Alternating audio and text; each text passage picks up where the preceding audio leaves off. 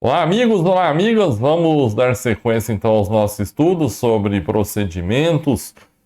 Vamos falar agora sobre procedimento sumaríssimo. Trabalhamos na aula passada aspectos gerais do Juizado Especial Criminal. Abordamos toda a estrutura da chamada fase preliminar, com a audiência preliminar, possibilidade de composição civil e também de transação penal. E aí, nada deu certo, não rolou composição civil, não rolou transação penal, então a gente parte aí sim para o rito sumaríssimo. E a primeira observação que eu quero fazer com vocês antes da gente colocar o nosso roteiro de aula aqui na tela é a seguinte: vamos lembrar de um detalhe.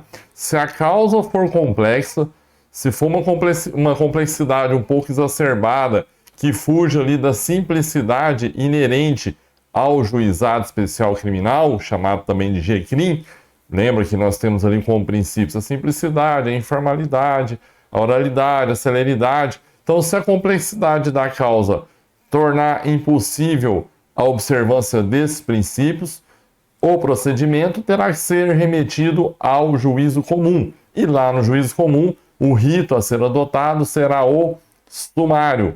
O mesmo ocorre, como a gente já explicou aqui na aula passada, nos casos em que o acusado não é localizado pessoalmente para ser citado. Não há divergências que, havendo necessidade de citação por edital, o processo é remetido para o juízo comum, e há aquela divergência que, se for o caso de citação por hora certa, se é remetido ou não para o juízo comum.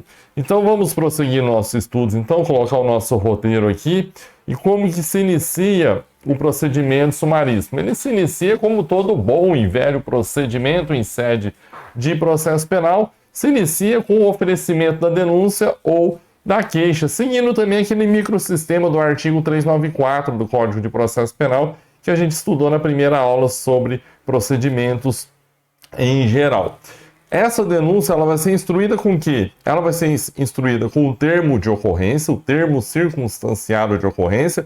Vamos lembrar que aqui não há inquérito policial, ao contrário do que ocorre lá no procedimento comum. E nesse termo de ocorrência, termo circunstanciado de ocorrência, não há necessidade de juntada de exame de corpo de delito quando a materialidade do crime estiver aferida por boletim de ocorrência ou prova equivalente. Então, aqui para o oferecimento da denúncia ou da queixa-crime, que será instruída com o termo circunstanciado, não há necessidade de exame de corpo de delito quando for possível comprovar a materialidade da infração por meio de boletim médico ou outra prova equivalente. Essa é a regra do artigo 77, parágrafo 1º da Lei 9.099/95. Rol de testemunhas, também aqui é na denúncia, é na queixa-crime, que a parte autora vai arrolar as suas testemunhas. E qual o número? A lei foi omissa, nós importamos aqui lá do procedimento sumário, a doutrina importou do procedimento sumário, o número de 5 testemunhas. Agora para tudo e faça essa anotação importantíssima que vai cair na sua prova de concurso, vai cair na sua prova da OAB, com certeza, porque isso sempre cai. O recurso cabível contra a rejeição da inicial no juizado especial criminal, ou seja, contra a rejeição da denúncia ou da queixa-crime, o recurso cabível vem aqui comigo, o recurso cabível aqui é o recurso de apelação. Não é o recurso em sentido estrito como ocorre lá no procedimento sumário e no procedimento ordinário. Aqui no procedimento sumaríssimo, o recurso cabível contra a decisão que rejeita a inicial é o recurso de apelação e ele tem o prazo de interposição de 10 dias. Anotem isso, se for preciso, dê pausa no vídeo, eu vou voltar à tela anterior para vocês. Vamos colocar aqui recurso de apelação no prazo de 10 dias. Eu deixei no roteiro o recurso, vamos colocar aqui apelação,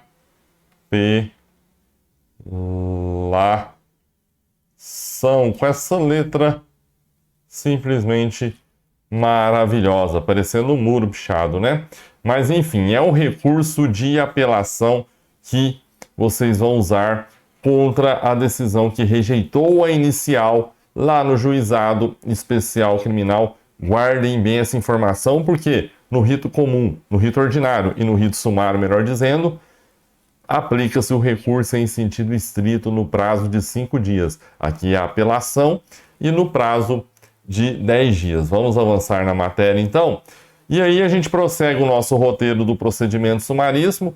Logo após a citação, o juiz ele não recebeu a denúncia ainda. Ele não rejeitou, mas não recebeu expressamente. Ele não deu aquele despacho do procedimento comum, ordinário ou sumário, receba a denúncia. Não, ele não deu esse despacho ainda. Ele simplesmente não rejeitou. Ele pode rejeitar de plano aqui, se ele perceber que tem ali alguma daquelas causas previstas no artigo 395 do CPP que a gente já estudou. Mas ele pode também, vamos consertar o slide aqui, ele pode também, o juiz, rejeitar a denúncia já nessa fase, mas se ele não rejeitar, ele não vai dar aquele despacho, receba a denúncia. Ainda não é o momento para isso. Ele vai analisar, bom, não é caso de rejeição, pelo menos nesse primeiro momento, determina a citação do acusado e a sua intimação. Vejam bem, essa citação, ela pode ocorrer de que forma?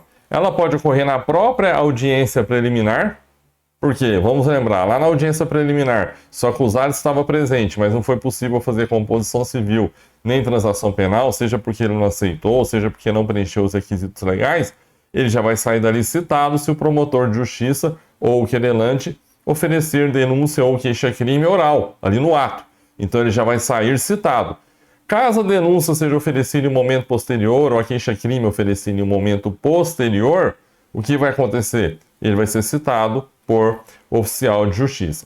Nesse ato da citação, vai ser entregue ao denunciado cópia da denúncia ou da queixa e ele vai ser cientificado do quê? Da designação do dia e hora para audiência de instrução e julgamento, da qual também vai tomar ciência o Ministério Público, ofendido o responsável civil e seus advogados, conforme o artigo 78 caput.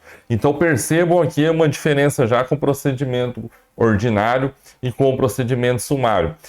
O acusado, ele não é citado aqui para oferecer resposta escrita, resposta à acusação, antes da audiência de instrução e julgamento. Ele é citado, intimado, já para comparecer na audiência de instrução e julgamento. E comparecer nessa audiência acompanhado de advogado, senão vai ser nomeado um advogado para acompanhá-lo. Então ele é intimado, citado, intimado, não para apresentar resposta escrita aqui no sumaríssimo, mas sim para que ele possa comparecer até a audiência acompanhado de advogado, certo? Então lembrando, ele vai ser citado na própria audiência preliminar se a denúncia for oferecida ali no ato e ele estiver presente, caso contrário, ele vai ser citado pessoalmente por meio de oficial de justiça. Nesse ato citatório da intimação, que ele tem que comparecer à audiência de instrução e julgamento, ele tem que ser cientificado também que ele tem que levar para a audiência suas testemunhas. Ou, se ele não quiser levar ele mesmo, independente de intimação, ele pode requerer a sua intimação no prazo mínimo de 5 dias antes da realização da audiência, regra contida no artigo 78, parágrafo 1º da Lei 9.099/95. Então perceba, ele vai ser citado para comparecer à audiência, acompanhado de advogado e cientificado que, se ele quiser, ele pode levar as suas testemunhas ou requerer a intimação delas no prazo de 5 dias, pelo menos 5 dias antes da realização da audiência. E o número de testemunhas? Princípio da isonomia, se o MP pode arrolar 5 por fato e não por processo, o acusado também pode arrolar 5 testemunhas por fato e não por processo. Beleza? Vamos avançar então. Já falamos que não é possível a citação por edital e que existe aquela diferença também, aquela divergência sobre a citação por hora certa. Então, essa regra a gente já estudou. E aí o que acontece? Chegando na audiência de instrução e julgamento, o que vai acontecer nessa audiência de instrução e julgamento? Deixa eu corrigir esse slide aqui, meu povo. Vamos subir. Isso. O que vai acontecer nessa audiência de instrução e julgamento? Se na fase preliminar não tiver havido a possibilidade de tentativa de conciliação e oferecimento de proposta de transação penal, serão adotadas essas providências. O que quer dizer essa regra contida lá no artigo 79 da Lei do Juizado Especial Criminal? Se por alguma razão não foi possível fazer a proposta de tentativa de conciliação, composição civil ou de transação penal se não foi possível fazer a proposta. Não é aquele caso que o sujeito ele recusou a proposta, ele não quis, não aceitou e depois se arrependeu. Não, é se por algum motivo não foi possível formular essa proposta. No início da audiência de instrução e julgamento, o promotor de justiça deverá providenciar o necessário para que seja feita essa proposta. O juiz que preside o ato também, enfim, a vítima estando presente, haverá ali a tentativa de composição civil. Não sendo possível, será feita a tentativa de transação penal. E aí sim, não sendo possível, iniciamos ali os atos previstos para a audiência de instrução e julgamento. E quais atos são esses? Primeiro, o ato da audiência de instrução e julgamento, então, do juizado especial criminal, depois dessa nova tentativa, aí, se for o caso, de conciliação ou transação penal. O primeiro ato é o oferecimento de resposta à acusação por parte do acusado. Então vejam, lembra que eu falei? Quando ele é citado, ele não é citado para oferecer resposta escrita, mas sim para comparecer à audiência. Por quê? Porque é aqui na audiência de instrução e julgamento que ele vai apresentar a sua resposta escrita. É nesse ato que ele irá apresentar a sua primeira defesa dentro do processo. E percebam que até aqui, meus amigos, até aqui, nesse momento, a denúncia ainda não foi recebida. Então, nessa resposta à acusação, que na verdade é mais uma defesa preliminar, porque a denúncia ainda não foi recebida, o que ele pode buscar aqui? Como a denúncia ainda não foi recebida, ele pode buscar a rejeição da denúncia, vai buscar a rejeição da denúncia, argumentando ali algumas das hipóteses previstas no artigo 395 do CPP, e superar essa questão, na mesma defesa, evidentemente, ele pode alegar a hipótese de absolvição sumária e qualquer argumento em favor da sua defesa também. Então, nessa resposta escrita, ele pode pedir a rejeição da denúncia e também a absolvição sumária, se presentes. No caso, a rejeição da denúncia, alguma hipótese do 395 do CPP, e na absolvição sumária, alguma hipótese do 397 também do CPP. E aí ele oferece a resposta. A partir daí, o juiz vai deliberar sobre essa resposta. Então, o juiz vai deliberar sobre essa resposta, tecnicamente, em duas fases. Na primeira fase, ele vai ver se é o caso, de novo, de rejeição da denúncia. Bom, é o caso de rejeitar a denúncia? Rejeitou a denúncia, precluiu essa decisão, acabou o processo. Agora, se ele falar, não é caso de rejeição da denúncia, a denúncia preenche os requisitos legais previstos lá no artigo 41 do CPP. Então, o que ele vai fazer? Ele vai analisar se não é o caso de absolvição sumária, artigo 397 do CPP. E aqui é um caso de absolvição sumária, então. Absolveu sumariamente, precluiu a decisão de absolvição sumária, transitou em julgado a decisão de absolvição sumária, morreu o processo. Porém, se ele entender que não é o caso de absolvição sumária, ele vai dar prosseguimento à instrução do feito. E como será dado prosseguimento a essa instrução do feito? Primeiro, inquirição da vítima, depois inquirição das testemunhas de acusação e depois testemunhas de defesa, e na sequência, interrogatório do acusado. Repetindo aqui, número de testemunhas, a lei é omissa, porém, a doutrina aponta que aqui aplica-se o mesmo número do rito sumário, ou seja, 5 testemunhas por fato para cada parte. Interrogou o acusado, aí vai seguir a linha normal do procedimento ordinário e sumário. Debates orais, tempo, a lei também não determina, vamos buscar emprestado lá no procedimento ordinário e no procedimento sumário, 20 minutos, prorrogável por mais 10 para a acusação, 20 minutos, prorrogável por mais 10 para a defesa. Se tiver assistente de acusação, 10 minutos a mais, acrescentando esses 10 minutos também para a defesa. Feito isso, o juiz vai proferir sentença. O juiz irá proferir sentença. Sentença do juizado especial. Vou chamar vocês aqui de novo. Prestem bem atenção. Na sentença do juizado especial criminal, o juiz está dispensado de apresentar relatório. Vamos lembrar, sentença penal que ela tem que ter relatório, motivação e conclusão ou dispositivo. Relatório, motivação, fundamentação e conclusão ou dispositivo. O que o juiz está dispensado de fazer no juizado especial criminal é o relatório. Ele não precisa apresentar um relatório nessa sentença. Ele pode iniciar já com a fundamentação. Agora, a fundamentação, não, jamais. O juiz pode abrir mão da fundamentação em uma sentença. Cuidado, eu já vi prova de concurso dizendo, no juizado especial, o juiz está dispensado da fundamentação. O candidato ali lendo na pressa entende que está dispensado do relatório, marca essa alternativa como correta e marcou errado, errou a questão. Então, muito cuidado também nesse ponto. Com relação à sentença, cabe recurso no prazo de 10 dias. Esse recurso ele já tem que ser apresentado com as razões recursais. Com as razões recursais, não é igual lá no procedimento ordinário e sumário, que você apresenta a peça de interposição no prazo de 5 dias e depois apresenta as razões no prazo de 8 dias a partir da intimação.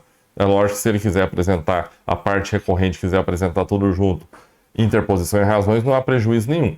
Mas ela pode optar por esse prazo também. Aqui no juizado não há essa opção, não é um recurso de dupla petição, ao contrário do que ocorre no procedimento ordinário e no sumário. Aqui, o prazo de 10 dias, só que já com a apresentação das razões recursais. Também são cabíveis os embargos de declaração, aqui no prazo de 5 dias, também diferente do CPP, que no CPP o prazo dos embargos é de 2 dias.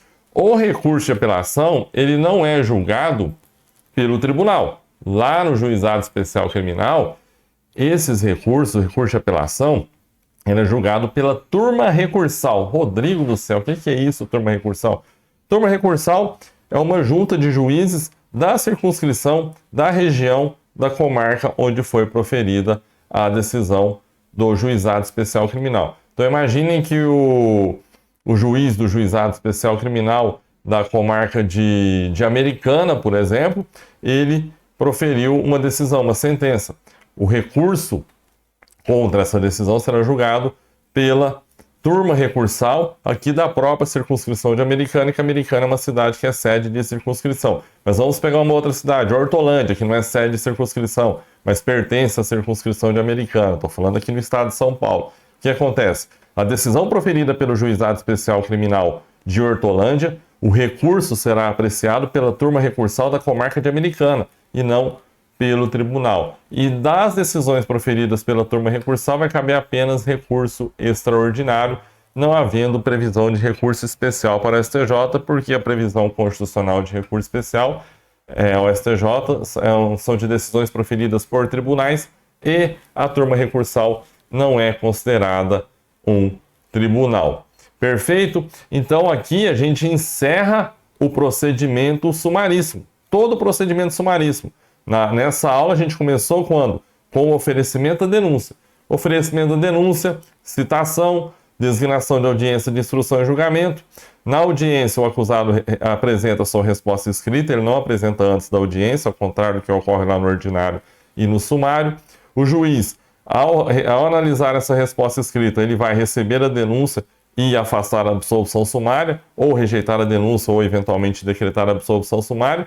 Se ele não rejeitar a denúncia e não decretar a absolvição, o feito prossegue, coitiva da vítima, oitiva das testemunhas, interrogatório do acusado, debates e sentença. Dessa sentença cabe apelação no prazo de 10 dias para a turma recursal ou embargo de declaração no prazo de 5 dias. Beleza? E agora, a gente não vai parar por aqui, nós temos tempo aqui ainda. Eu procuro falar no máximo 30 a 35 minutos nesses vídeos para não cansar muito vocês. Então vamos passar a um estudo de um tema importante que está previsto dentro da lei do Juizado Especial Criminal, mas se aplica a qualquer tipo de crime. Eu falo, você já sabe, da suspensão condicional do processo. Vamos colocá-la na tela aqui e agora.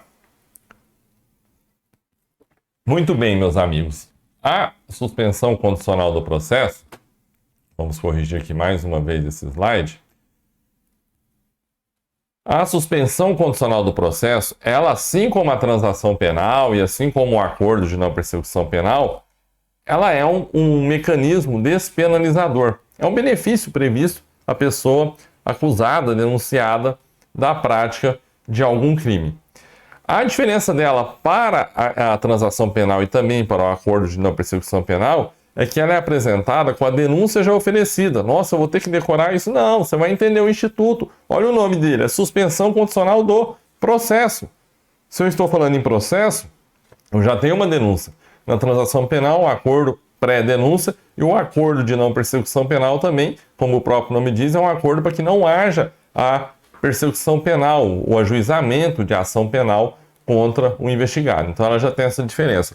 E especificamente com relação à transação penal, a gente tem que anotar o seguinte: a transação penal é um benefício despenalizador previsto na Lei 9.099/95 e que é previsto também aplicável somente às infrações de menor potencial ofensivo, contravenções penais e crimes que a pena máxima não seja superior a 2 anos. Lembrando, já a suspensão condicional do processo, muito cuidado com isso, muito cuidado.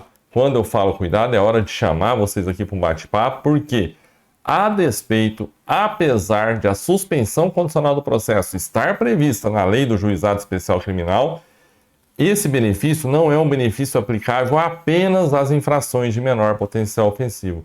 Ela é aplicável a qualquer crime que a pena mínima não seja superior a 1 ano. Pouco importa se esse crime é ou não considerado uma infração de menor potencial ofensivo. Exemplos: furto simples e também o crime de estelionato. São crimes que a pena mínima é de 1 ano.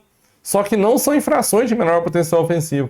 E é aplicável a suspensão condicional do processo, como a gente vai ver, para esses crimes. Então fica essa ressalva. Ao contrário da transação penal, que é prevista apenas para as infrações de menor potencial ofensivo, a suspensão condicional do processo, apesar de estar na Lei do Juizado Especial Criminal, que cuida das infrações penais de menor potencial ofensivo, esse benefício é aplicável a qualquer crime que tenha a pena mínima não superior a 1 ano.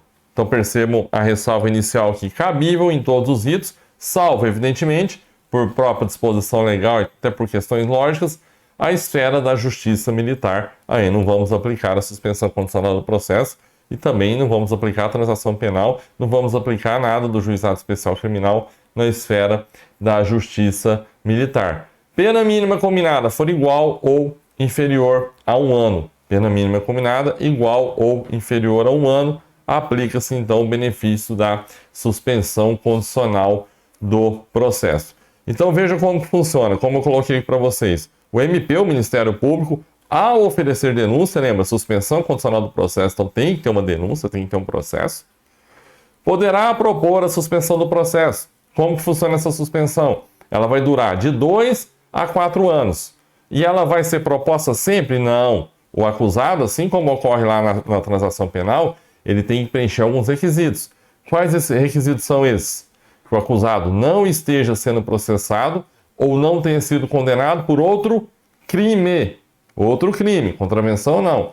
Presentes os demais requisitos que autorizam a suspensão condicional da pena, previstos lá no artigo 77 do Código Penal, que lembra muito as hipóteses de circunstância judicial para a fixação da pena base, lá contida no artigo 59 do Código Penal. Então nós vamos analisar ali circunstâncias do crime, condições pessoais do autor, consequências do crime, motivação, enfim, todo aquele cenário de caráter bastante aberto para ver se é cabível ou não esse benefício da suspensão condicional do processo. Vejam, é suspensão condicional. Então, o próprio nome já indica bem como que vai funcionar a situação. Ora, se o benefício chama suspensão condicional do processo, primeiro, como eu disse, tem que ter um processo. E é condicional porque há condições. Há condições. Ele vai ficar suspenso durante 2 anos, só que nós teremos ali condições a serem preenchidas. E quais condições são essas? Reparação do dano, salvo impossibilidade de fazê-lo. Proibição de frequentar determinados lugares. Proibição de ausentar-se da comarca onde reside sem autorização do juiz. Comparecimento pessoal e obrigatório a juízo mensalmente para informar e justificar as suas atividades. Essas são as condições previstas em lei. Então, durante aquele período de 2 a 4 anos, que é o nosso chamado período de prova, ele tem que cumprir essas condições. Mas, além disso, pode haver também ali alguma outra condição estabelecida pelo Ministério Público ali na ocasião da proposta, desde que tenha pertinência temática com o fato, com o crime atribuído ao acusado, ao denunciado, são as chamadas condições judiciais. Então, além dessas condições, o Ministério Público poderá apresentar alguma outra ali chamada de condição judicial, desde que guarde pertinência com o fato atribuído ao acusado. Imagine que ele está sendo processado por uma briga de torcida, você pode impor ali uma condição que ele não compareça a estádios de futebol durante esse período de prova. Então tem que ter essa relação com o fato praticado. Tá, e aí, se ele não cumprir, se ele descumprir alguma dessas condições, ele aceitou? Lembrando, hein, gente, tanto transação penal quanto a suspensão condicional do processo são acordos, assim como a composição civil. Na condição de acordo, o acusado, no caso da suspensão condicional do processo, ou o investigado, no caso da transação penal, ele tem ampla e restrita opção de não aceitar o acordo, certo? Aceitou o acordo, vai ter que cumprir as condições. E se ele descumprir, na transação penal, descumpriu oferecimento de denúncia. Lembramos lá da súmula vinculante número 35. Agora, aqui na suspensão condicional do processo, nós temos causa de revogação obrigatória e causa de revogação facultativa. O que é isso? Obrigatória, se acontecer uma dessas modalidades, essas causas de revogação, que nós vamos ver agora quais são, o juiz tem que revogar, não tem jeito, não há discricionariedade por parte do magistrado.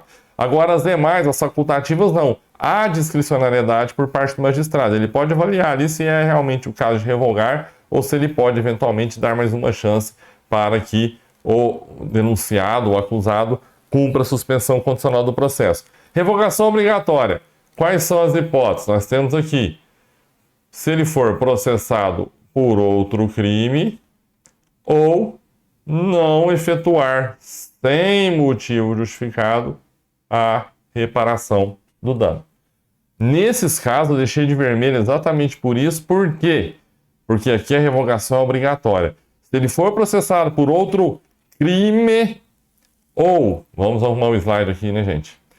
Ou, sendo processado por outro crime, ou não efetuar a reparação do dano, salvo algum motivo justificado, essa revogação será obrigatória. Já se ele vier a ser processado no curso do período de prova por contravenção ou descumprir qualquer outra condição que não seja a reparação do dano, a revogação será facultativa. A lei diz, poderá ser revogada. Então o juiz pode avaliar ali a situação, se é possível dar mais uma chance ou não ao acusado, ao denunciado ali naquela situação. E o parágrafo 5º do artigo 89 estabelece o quê? Que decorreu o período de prova sem nenhuma causa que possa ocasionar a revogação desse benefício, vai ser declarada extinta a punibilidade do denunciado.